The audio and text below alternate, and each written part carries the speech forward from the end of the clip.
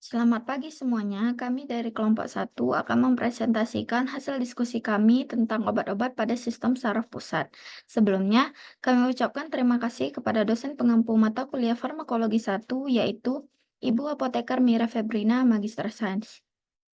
Sebelum kita masuk kepada materi yang akan kami bahas, perkenalkan anggota dari kelompok satu, yaitu yang pertama, Anissa Afta dengan NIM 2301052, Diana Bella dengan saya sendiri 2301056, Eka Budi Prasetyo 2301057, Elva Osa Syafrizal dengan NIM 2301058, Keisha Diandra Elvina Utari dengan NIM 2301066, Nadia Desti Budiman dengan NIM 2301070, Rozatul Jana dengan NIM 2301088, dan Zahar Muslimah dengan NIM 2301098.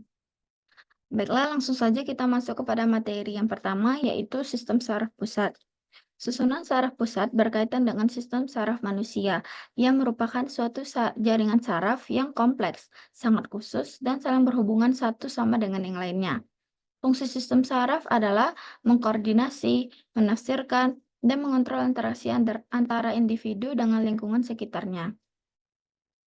Pengertian sistem saraf pusat itu sendiri adalah pusat pengaturan informasi di mana seluruh aktivitas tubuh dikendalikan oleh sistem saraf pusat. Sistem saraf pusat ini terdiri atas otak dan sumsum tulang belakang. Selanjutnya, obat susunan saraf pusat. Obat susunan saraf pusat adalah semua obat yang berpengaruh terhadap sistem saraf pusat.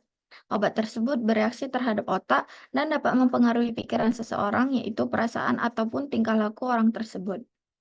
Obat yang dapat merangsang sistem saraf pusat disebut analeptika. Selanjutnya, obat yang bekerja terhadap sistem saraf pusat dapat dibagi dalam beberapa golongan besar, yaitu yang pertama, anestesi umum dan anestesi lokal. Yang kedua, ansiolitik atau anxiety. Yang ketiga, antidepresan atau stimulan.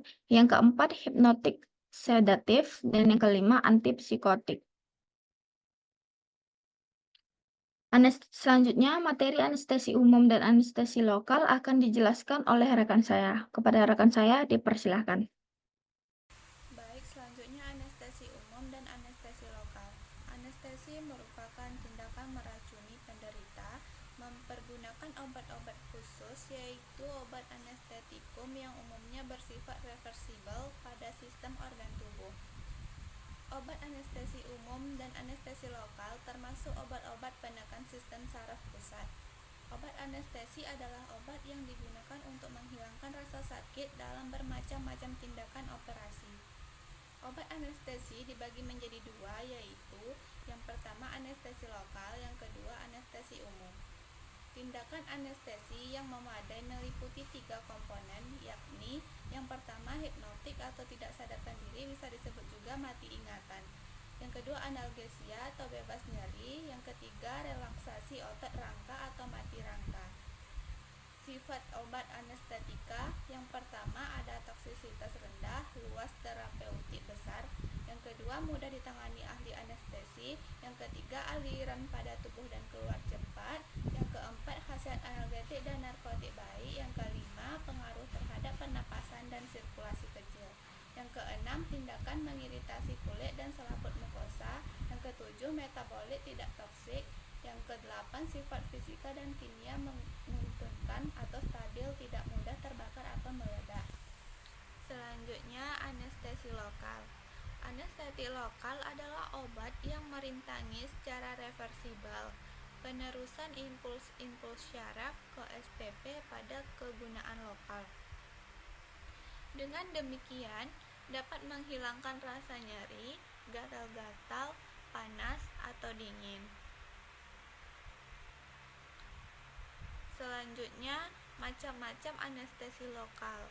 Yang pertama, ada anestesi topikal efektif, yaitu digunakan untuk kulit, mata, telinga, hidung, dan mulut. Contohnya pilokain, lignokain, dan ametokain. Yang kedua, ada anestesi infiltrasi, yaitu untuk memberikan anestesi pada prosedur bedah minor seperti operasi gigi. Yang Ketiga, ada anestesi konduksi atau bloket saraf, yaitu saraf yang berhubungan dengan area yang dioperasi dihambat dengan anestesi lokal. Yang keempat, ada anestesi ekstradural, epidural, dan kaudal, yaitu anestesi disuntikkan di raya dura atau pelindung luar otak dan medula spinalis. Yang kelima, ada anestesi spinal, yaitu khusus yang menganestesi setengah bagian tubuh bawah dan tidak memper. Selanjutnya, anestetik lokal dibagi menjadi 3 jenis, yaitu yang pertama ada anestetik permukaan. Anestetik permukaan ini digunakan secara lokal untuk melawan rasa nyeri dan gatal. Misalnya larutan atau tablet hisap untuk menghilangkan rasa nyeri di mulut atau di leher. Tetes mata untuk mengukur tekanan okuler mata atau mengeluarkan benda asing di mata. Salep untuk menghilangkan rasa nyeri akibat luka bakar, dan supositoria untuk penderita ambeien atau wasir. Yang kedua, ada anestetik filtrasi. Anestetik filtrasi ini disuntikkan yang diberikan di tempat yang dibius ujung-ujung sarafnya, misalnya pada daerah kulit dan gusi. Yang ketiga, ada anestetik blok atau penyaluran saraf, yaitu dengan penyuntikan di suatu tempat di mana banyak saraf terkumpul sehingga mencapai daerah anestesi yang luas, misalnya pada pergelangan tangan atau kaki. Selanjutnya, persyaratan anestetik lokal dikatakan ideal apabila memiliki beberapa persyaratan sebagai berikut. Yang pertama, tidak merangsang jaringan. Yang kedua, tidak mengakibatkan kerusakan permanen terhadap susunan saraf sentral. Yang ketiga, toksisitas sistemisnya rendah. Yang keempat, efektif pada penyuntikan dan penggunaan lokal. Yang kelima, mula kerja dan daya kerjanya singkat dan waktu jangka waktu cukup lama. Yang keenam, larut dalam air dengan menghasilkan larutan yang stabil dan tahan pemanasan. Yang ketujuh, efek samping dari penggunaan anestetik lokal terjadi akibat khasiat dari kardiodepresifnya atau menekan fungsi jantung, mengakibatkan hipersensitasi berupa dermatitis alergi. Di sini saya akan menjelaskan tentang penggunaan anestetik lokal. Penggunaan anestetik lokal umumnya digunakan secara parenteral. Misalnya pembedahan kecil di mana pemakaian anestetik umum tidak dibutuhkan. Contoh sediaannya ada bufikain, klorida. Efek samping obatnya itu menekan pernapasan, gelisah dan mual. Lalu ada lidokain. Efek samping obatnya itu mengantuk. Yang ketiga ada benzokain, prokain, dan novokain. Efek samping obatnya yaitu hipersensitasi. Selanjutnya saya akan menjelaskan tentang anestesi umum. Anestesi umum adalah obat yang dapat menimbulkan suatu keadaan depresi pada pusat-pusat syaraf tertentu yang bersifat reversibel, di mana seluruh perasaan dan kesadaran ditiadakan. Syarat penting yang harus dipenuhi oleh suatu anestetik umum yakni berbau enak dan tidak merangsang selaput lendir. Mula kerja cepat tanpa efek samping, sadar kembalinya tanpa kejang, berkhasiat analgetik, baik melemaskan otot-otot dan seluruhnya, tidak menambah pendarahan kapiler selama waktu pembedahan. Efek samping dari penggunaan anestesi umum yakni menekan pernapasan paling kecil pada NO2, ether dan trichloretiken, mengurangi kontraksi jantung, terutama haloten dan metoksifluran yang paling ringan pada ether, merusak hati oleh karena sudah tidak dipergunakan lagi seperti senyawa klor, merusak ginjal khususnya metoksifluran. Lalu ada penggolongan anestesi umum. Anestesi injeksi contohnya diazepam, barbital ultra short acting. Contohnya ada tiopental dan hexobarbital. Yang kedua, ada anestetik inhalasi diberikan sebagai uap melalui saluran pernapasan. Contohnya ether, kerja lambat, efek samping obatnya sangat mudah terbakar, tidak menimbulkan efek yang berat bagi sistem kardiovaskular. Selanjutnya ada enfluran, kerjanya cepat, efek samping obatnya menyebabkan hipertensi, kontraindikasi, gangguan ginjal. Lalu ada halotan, kerjanya cepat, efek samping obatnya pemulihan cepat, dapat menurunkan tekanan darah, efek bronkodilator, dan kontraindikasi bagi obstetri. Selanjutnya ada nitrous oksida, kerjanya sangat cepat, efek samping obatnya pemulihan cepat, efeknya minimal pada kardiovaskular, harus diberikan sesama dengan oksigen, potensi rendah. Yang terakhir ada ketamin dan ketalar, kerjanya cepat, efek samping obatnya meningkatkan salivasi. Selanjutnya yaitu anxiolytic anxiety. Perbedaan antara ataraktika atau anksiolitika dengan neuroleptika adalah pada ataraktika atau anksiolitika tidak berkhasiat antipsikotis serta tidak mengakibatkan gangguan gerakan motorik. Selanjutnya berkhasiat mengurangi rasa takut. Terdapat dua golongan. Yang pertama golongan benzodiazepin yang termasuk pada obat kerja singkat itu ada oxazepam, lorazepam, loprazepam, alprazolam, dan temazepam. Yang termasuk pada obat kerja panjang ada chlordiazepoxidia, clobazam, diazepam, dan medazepam.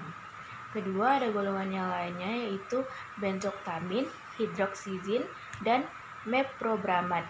Penggunaan meprobamad harus dibatasi karena bahaya keracunan dan ketergantungan yang cukup besar. Penggunaan obat anksiolitik harus menghindari alkohol, antihistamin, dan obat barbiturat. Antidepresif. Obat-obat antidepresif bekerja dengan jalan menghambat penyerapan kembali neurotransmitter, noradrenalin, dan serotonin. Dikenal 5 macam depresi, yaitu yang pertama ada depresi endogen atau dikenal dengan melankolia.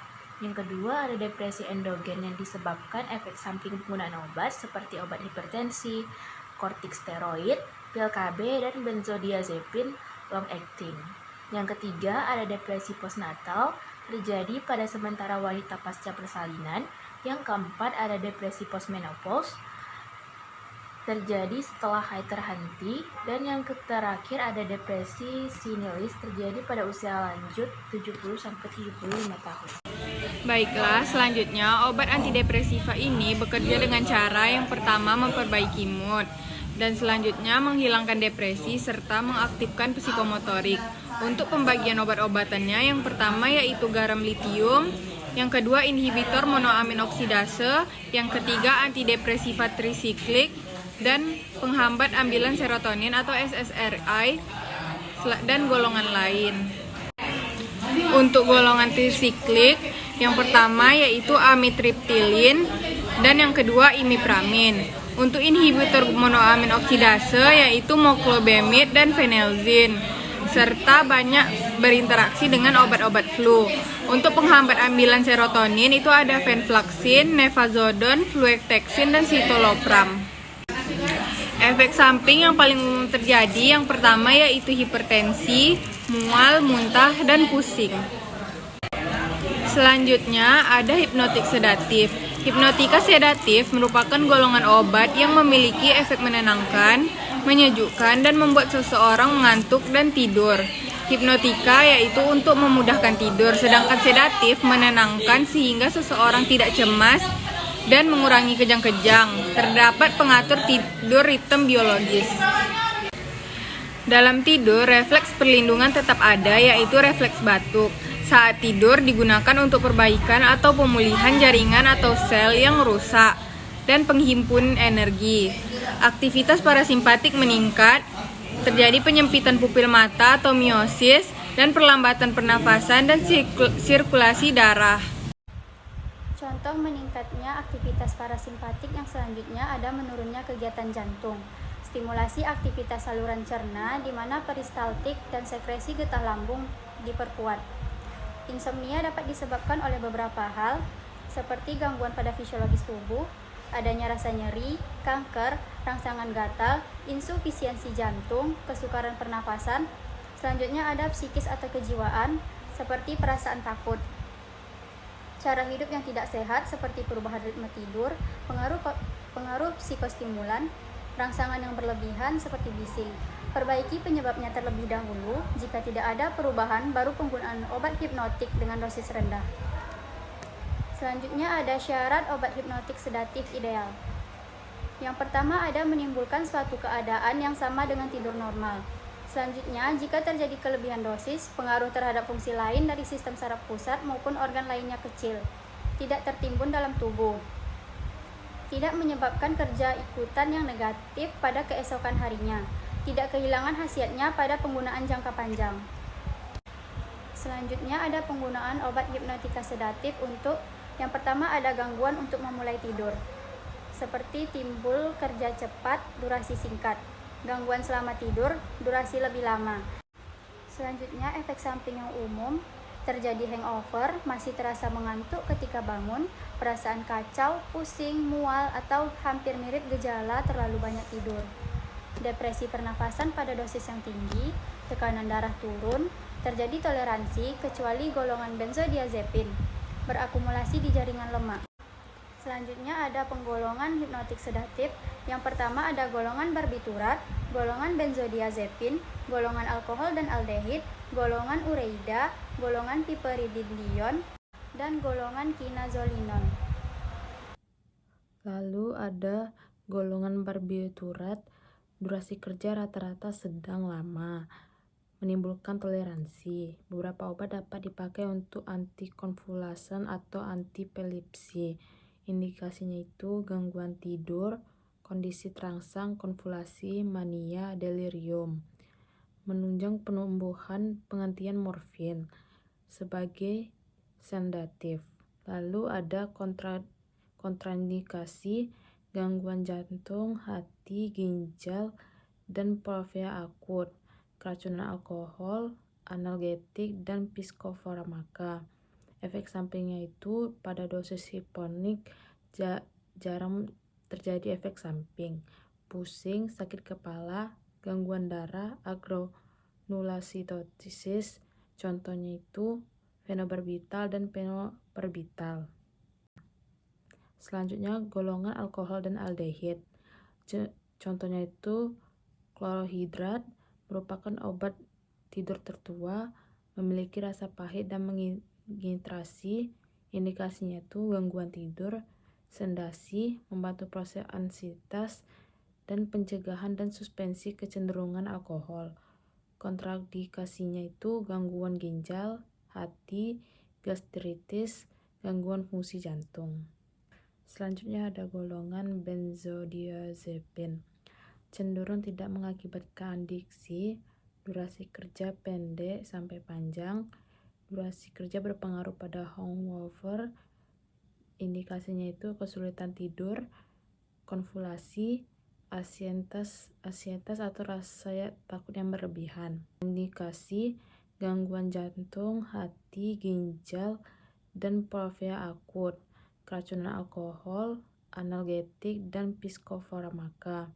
Efek sampingnya itu pada dosis hiponik jarang terjadi efek samping, pusing, sakit kepala, gangguan darah, agranulocytosis, contohnya itu fenobarbital dan penobarbital. Di sini saya akan menjelaskan tentang antipsikotik. Antipsikotik atau obat psikotropik adalah obat yang bekerja secara selektif pada sistem saraf pusat atau SSP dan mempunyai efek utama terhadap aktivitas mental dan juga perilaku, dan digunakan untuk terapi gangguan psikiatrik. Golongan-golongan dari obat psikotropik antaranya ialah obat yang menekan fungsi psikis terhadap sistem saraf pusat, neuroleptika, yaitu obat yang bekerja sebagai antipsikotis dan sedatif dan yang dikenal dengan major tranquilizer. Obat ini dapat menekan fungsi-fungsi psikis atau jiwa tertentu tanpa menekan fungsi-fungsi umum seperti berpikir dan berkelakuan normal. Obat ini juga digunakan pada gangguan influensi cerebral seperti mudah lupa, kurang konsentrasi, dan vertigo. Gejalanya dapat berupa kelemahan ingatan jangka pendek dan konsentrasi, vertigo, kuping berdengung, kemudian ada jari-jari dingin. Neuroleptika mempunyai beberapa khasiat, di antaranya yaitu antipsikotropika, yaitu dapat meredakan emosi dan agresi, mengurangi atau menghilangkan halusinasi, mengembalikan kelakuan abnormal atau skizofrenia. Kemudian ada sedatif, yaitu menghilangkan rasa bimbang dan takut serta gelisah, contohnya tioridazina. Kemudian ada antiemetik, yaitu meringani neurotransmitter ke pusat muntah, contohnya prochlorperazine. Kemudian ada analgetik, yaitu menekan ambang rasa nyeri ataupun juga disebut dengan obat anti nyeri. Ya, contohnya adalah haloperidol. Kemudian untuk khasiat yang kedua, ada gejala ekstrapiramidal, yaitu kejang muka, tremor, dan kaku anggota gerak disebabkan kekurangan kadar dopamin dalam otak. Sedatif ialah disebabkan oleh efek antihistamin, antara lain mengantuk, lelah, dan pikiran keruh. Kemudian ada dyskinesia, yaitu gerakan tidak sengaja terutama pada otot muka, bibir, dan rahang. Kemudian ada hipotensi disebabkan adanya blokade respon adrenergik dan vasodilatasi. Kemudian ada efek antikolinergik dengan ciri-ciri mulut kering, obstipasi, dan gangguan penglihatan. Kemudian ada efek anti serotonin menyebabkan gemuk karena menstimulasi nafsu makan. Obat yang menstimulasi, kemudian ada golongannya, obat yang menstimulasi fungsi psikis terhadap susunan saraf pusat dibagi menjadi dua, yakni antidepresiva, yaitu obat yang dapat memperbaiki suasana jiwa dan dapat menghilangkan atau meringankan gejala-gejala keadaan murung yang tidak dapat disebabkan oleh kesulitan sosial, ekonomi, dan obat-obatan serta juga penyakit yang diderita. Kemudian secara umum antidepresiva dapat memperbaiki suasana jiwa dan dapat menghilangkan gejala-gejala murung dan putus asa. Obat ini terutama digunakan pada keadaan depresi, panik, dan juga fobia.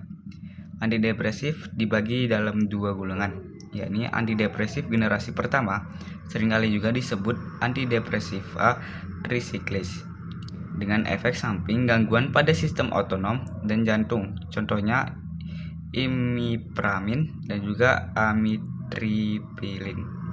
Kemudian ada antidepresiva generasi kedua, tidak menyebabkan efek antikolinergik dan gangguan jantung, contohnya meprotilin dan mianserin. Kemudian untuk golongan kedua ada psikostimulansia, yaitu obat yang dapat mempertinggi inisiatif, kewaspadaan, dan prestasi fisik dan juga mental, di mana rasa letih dan kantuk ditangguhkan, memberikan rasa nyaman dan kadang-kadang juga perasaan tidak nyaman, tapi bukan depresi. Obat ini mengacaukan fungsi mental tertentu seperti zat-zat halusinasi, pikiran, dan impian ataupun khayalan. Baik, sekian, terima kasih. Saya berikan kepada moderator.